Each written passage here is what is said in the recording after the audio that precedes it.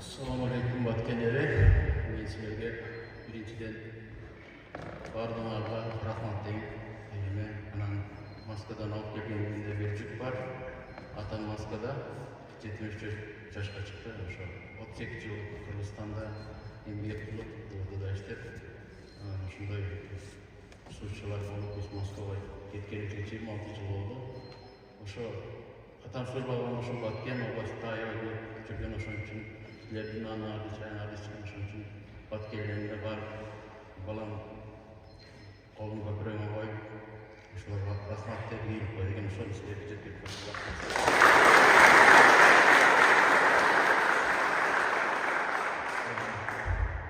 Бул согуш мен үчүн согуш болду эми. Кимдер үчүн окуя болгондур, кимдер үчүн кандайдыр бир коголом болушу мүмкүн. Мен үчүн согуш болгон. Ошон үчүн бул согуштагы менин оюм, жеке оюм. Мен филологдо эмесмин, жакшы сүйлөп трибунага чыгып сүйлөгөн адам эмесмин.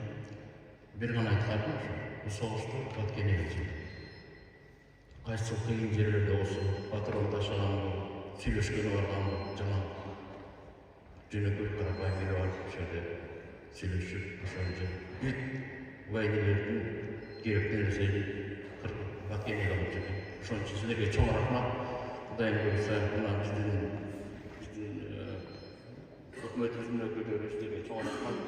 Силер бизди чакырып ушунча сыйлап, 25 жылдан кийин ошо эске түшүп, жеке мен үчүн бул ичибизде калган бир дак бар эле. Ошо дак 25 жылдан кийин жарыктыкка чыкты.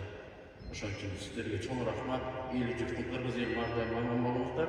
Ушундай өркүндөп жүрө берели. Кудайым бизди колдосун.